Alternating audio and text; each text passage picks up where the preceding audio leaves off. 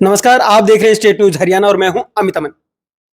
जैसा कि आपको पता है कि हरियाणा के अंदर जो विधानसभा चुनाव है वो बिल्कुल मुहाने पर खड़े हुए हैं और 5 अक्टूबर को चुनाव होना है। और इसी बीच बीजेपी ने जो अपनी पहली लिस्ट जारी की थी उन्हीं में से एक कैंडिडेट अनिल यादव जी जो कि कोसली से बीजेपी ने जिनको अपना प्रत्याशी बनाया वो हमारे साथ मौजूद हैं।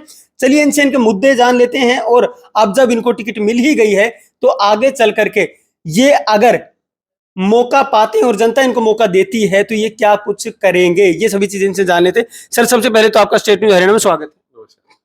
सर, आपको बहुत बहुत शुभकामनाएं। सबसे पहले जो आपको टिकट मिली है तो इसके लिए आप क्या कहना चाहेंगे? सबसे पहले तो मैं शीर्ष नेतृत्व और राव इंद्रजीत जी का आभार कि उन्होंने मेरे पर विश्वास किया और मुझे इस टिकट के दी।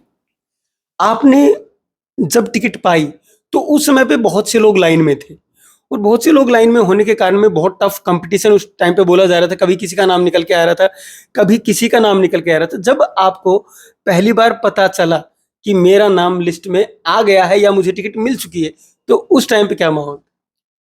ये तो खुशी की बात थी जब मुझे पता लगा कि मेरा नाम आ गया। पार्टी ने सर्वे करवाया और उनमें सभी बहुत से दावेदार थे और उसमें मेरा नाम है, तो मुझे बहुत खुशी हुई। आपको टिकट मिलने के बाद में जो आपकी पार्टी के अंदर हैं कार्यकर्ताओं के वो बगावती सुर दिखाई दे रहे हैं, तो इस पर आप क्या कहेंगे?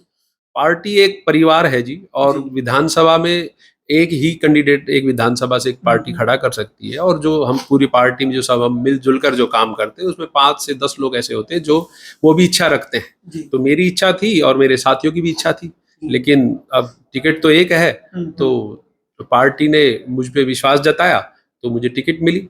और बाकी जो भी है अब हम सबको मिल के हम सबको साथ लेके चलेंगे और कमल के फूल को खिलाएंगे। तो क्या आपको लगता है कि आप जो लोग नाराज चल रहे हैं उनको मना पाएंगे? जी जी, हम और सब मिल पार्टी मिलके संगठन सब मिलके हम सबको बिल्कुल मना पाएंगे। बिल्कुल सर, इलेक्शन में तो आप अब आ गए हैं, तो अब अगर मैं आपसे पूछूं कि आपके जो मुद्दे हैं इस विधानसभा को लेकर के वो क्या क्या है? अगर मैं विधानसभा में जाता हूँ तो सबसे पहले तो मैं विधानसभा में अहिरवाल रेजिमेंट का मुद्दा उठाऊंगा और कोसली में एक इंडस्ट्रियल हब करवाने की कोशिश करूंगा ताकि हमारे कोसली वाले लोगों को ज्यादा से ज्यादा रोजगार मिल सके, उन्हें कहीं दूर ना जाना पड़े रोजगार के लिए। और कोई मूलभूत सुविधा में अभी अगर कोई कमी रह रही होगी तो उसको भी हम पूरा करवाने की पूरी कोशिश करें। जी, लेकिन जो कांग्रेस है वो तो दावे कर रही है कि अब की बार वो स्पष्ट तौर पे 70 तक की जो बातें हैं वो करेंगे, 70 सीट वो निकाल लेंगे। देखो, वो कांग्रेस है, कांग्रेस पार्टी ये अपना प्रचार कर रही है कि हम 70 सीट निकाल लेंगे, पर ऐसा कहीं भी नहीं है। बीजेपी ही बहुमत के साथ तीसरी बार अपनी सरकार बनाएगी। जी, जो कांग्रेस है वो कहती है कि बीजेपी ने हरियाणा में बेरोजगारी बढ़ा दी और महंगाई को तो चरम सीमा के ऊपर खड़ा कर दिया लाके। देखो, ये जो कह रहे हैं कि बेरोजगारी बढ़ा दी, मेरे ख्याल से आप देखिए दक्षिण हरियाणा में पहले एक गांव से जब कोई लिस्ट आती थी तो कितने लोग लगते थे। किसी गांव में तो एक लगता था और किसी गांव में एक भी नहीं लगता। अभी कुछ दिन पहले एक रिजल्ट आया है, उसके अंदर एक गांव में 5-5 6-6 रोजगार मिले हैं। अगर ऐसा बेरोजगारी होती तो वो नौकरियां कहाँ से मिली होती? तो ऐसा नहीं है कि बेरोजगारी बढ़ी है। देखो जी, आपने अगर 10 साल पहले कांग्रेस की सरकार थी तो जब तो मेरे ख्याल से 1,000 रुपए ही पेंशन थी। जब जब उन्होंने क्यों नहीं ध्यान दिया? और जब आज बीजेपी ने 3,000 पेंशन कर दी तो अब वो कहते हैं कि 6,000। ये झूठे लुभावने हैं। और हमारी जब सरकार दोबारा बनेगी तो हर साल जो इन्होंने बढ़ोतरी का तरीका बना रखा है, पेंशन बढ़ रही है और बढ़ेगी आगे भी।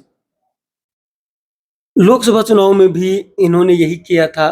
कांग्रेस ने 8500 का जो नारा है वो दिया था, तो क्या वो नारा अब इनका काम कर गया? तो देखो जी, वो अगर नारा उसके अंदर इन्होंने 85 फार्म भी बांटे थे, लोग तो उनके दफ्तरों में जाके खड़े हो गए जी, लाओ हमारे 8500 रुपए।